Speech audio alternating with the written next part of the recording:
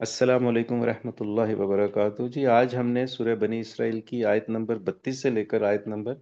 35 تک کا مطالعہ کیا ہے جی، اور ان آیات کا ترجمہ شکیل زاہد صاحب نے ہمیں پڑھ کر سنایا، اور پھر ان آیات کے جو اہم نکات تھے ان کو انہوں نے ان کی وضاحت کی۔ بنیادی طور پر یہ جو ہم بنی اسرائیل کی یہ جو آیات پڑھ رہے ہیں آج کل، یہاں پہ جو قرآن کے اندر آپ کہہ لیں کہ جو 10 کمانڈمنٹس، قرآنی 10 کمانڈمنٹس ہیں، ان کا ذکر ہے، اور بڑے اہم جو ہیں وہ آپ کہہ سکتے ہیں احکامات ہیں جن کو ہمیں فالو کرنا ہے۔ تو ان آیات میں جو ہے وہ پھر کچھ زنا کے حوالے سے بات ہوئی ہے، اور پھر جو ہے انسانی جان کی اہمیت کے حوالے سے، اور جسے آپ قصاص اور دید کہتے ہیں اس کے حوالے سے بات چیت کی ہے، اور پھر مزید جو ہے یتیم کے مال کے حوالے سے بات ہوئی، اور جو عہد ہیں ان کے حوالے سے بات ہوئی ہے کہ ان کو پورا کرنے کے بارے میں، اور پھر ناپ تول اور جو ہے وہ اس کے حوالے سے بات ہوئی ہے۔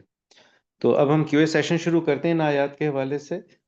تو شکیل صاحب، ایک چھوٹا سا سوال ہے، یہ آپ نے ڈیفائن کیا تھا یہاں پہ ذمی آپ نے بتایا تھا وہ شخص ہے جو غیر مسلم ہے اور ایک مسلم ریاست میں رہائش پذیر ہے، ٹیکس دیتا ہے، تو اس کے بھی بہت سے حقوق ہیں، جس میں میرا سوال یہ ہے کہ کیا یہ جو قصاص اور دید کا قانون ہے، یہ اسی طرح ایز سچ اس غیر مسلم کے لیے بھی اسلامی ریاست کے اندر جو رہ رہا ہے اسی طرح سے اپلیکیبل ہے، یا اگر وہ کسی اور مذہب سے تعلق ظاہر ہے وہ رکھتا ہے، تو وہ اس مذہب کے حوالے سے بھی کچھ دیکھا جائے گا؟ نہیں، اس سے دیکھیے، جو بھی ذمہ رہ رہا ہے اس کے ساتھ بھی یہی ہے کہ اگر اس کو جان بوجھ کر قتل کر دیا گیا ہے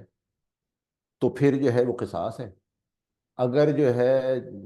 بے جانے بوجھے ہو گیا ہے تو پھر جو ہے وہ مارنے والا اگر مسلمان ہے تو پھر جو ہے وہ اس کی خون بہا جو ہے وہ ادا ہو سکتا ہے۔ اگر وہ ذمی ہے تو یعنی مسلم کنٹری میں ہی رہ رہا ہے تو پھر اس کے ویسے ہی حقوق ہیں، اس کی جان کی ویسی ہی حرمت ہے، اور ویسے ہی اس کے ساتھ معاملہ کیا جائے گا۔ اگر جو ہے وہ ایک ایسی کنٹری میں رہ رہا ہے، فرض کریں کہ ایک غیر مسلم ہے، چائنیز ہے، پاکستان میں آیا ہے کسی کام کرنے کے لیے، یہاں نوکری کرتا ہے فار ایگزامپل،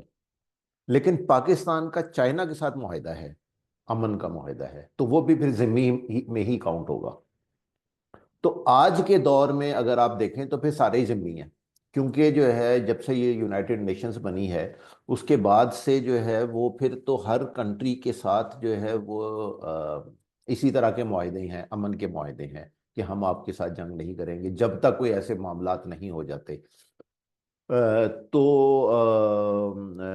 اگر جنگ ہو رہی ہو تو وہ ایک دوسرا معاملہ ہے، لیکن ادروائز جو ہے وہ تو سارے ہی پھر ذمہ ہیں۔ ٹھیک ہے،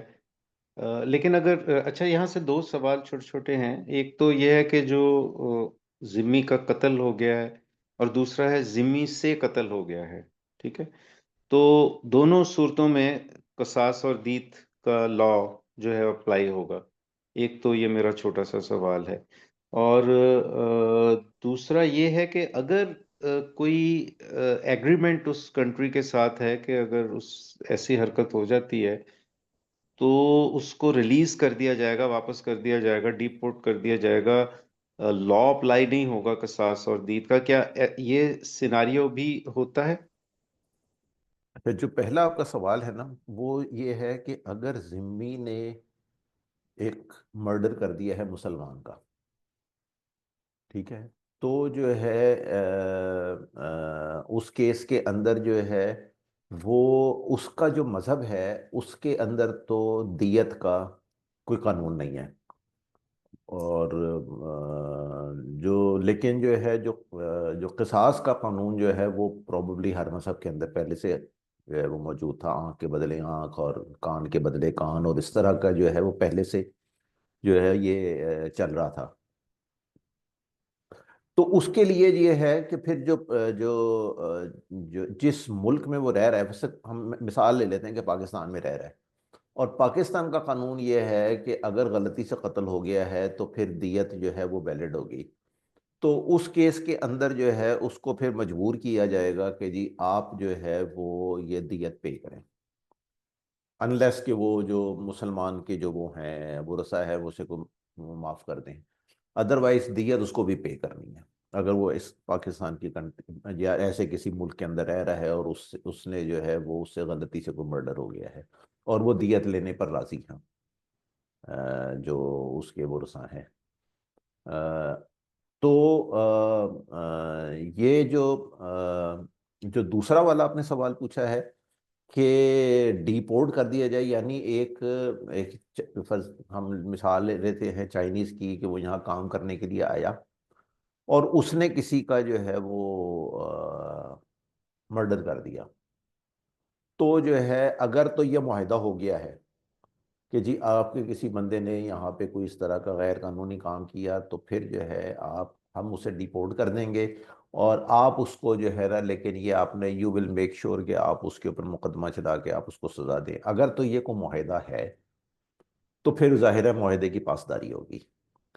اگر اس طرح کا معاہدہ نہیں ہے اور زور زبردستی کے ساتھ، جیسے کہ وہ ریمنڈ ڈیوس کے کیس میں ہوا تھا کہ جو ہے وہ زور زبردستی سے دیت دلوا کے اور اس کو بھگا دیا کیونکہ وہ امریکن سٹیزن تھا، تو وہ اس کا یعنی ہمارے مذہب سے کوئی تعلق واسطہ نہیں ہے، وہ تو پھر جو کمزور ہے وہ آپ کو پتہ ہی ہے کہ کمزور بیچارے کی کون سنتا ہے،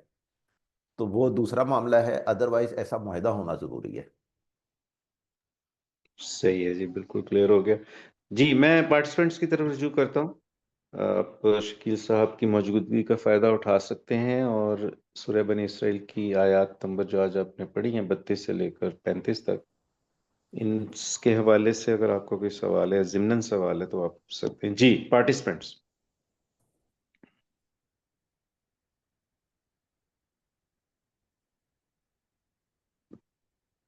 جی وہی صاحب، مس عائشہ، اعظم صاحب، فاروق صاحب، زرار بھائی، کوئی سوال آپ کے ذہن میں ہے تو اس کو آپ پوچھ سکتے ہیں شکیل صاحب سے۔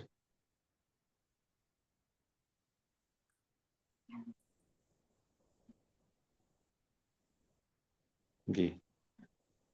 اچھا، ٹھیک ہے۔ اچھا شکیل صاحب، وہ چونکہ آج کا ذرا تھوڑا سا مختصر تھا ہمارا لیکچر، اور ان آیات کی جو وضاحت ہے آپ نے بڑی تفصیل سے کر دی ہے، تو ظاہر یہ لگ رہا ہے کہ کوئی مزید سوال نہیں ہے آج کے لیکچر کے حوالے سے، تو اگر آپ اجازت دیں تو ہم پھر آج کے لیکچر کو یہاں پہ ختم کر دیتے ہیں، کیو جی اے بالکل، سیشن کو۔ بسم جی اللہ۔ زبردست، تو ٹھیک ہے جی، میں تمام پارٹیسپینٹس کا مشکور ہوں کہ آج کے لیکچر کو انہوں نے اٹینڈ کیا، اور ہم اس کیو اے سیشن کو اس دعا کے ساتھ ختم کرتے ہیں کہ وہ اللہ تعالی ہمیں قرآن پاک کو پڑھنے کی، سمجھنے کی، اس پر عمل کرنے کی، اور آسان طریقے سے اللہ کے اس پیغام کو آگے پہنچانے کی توفیق عطا فرمائے۔ ہاں، آمین۔ السلام علیکم ورحمۃ اللہ۔ وعلیکم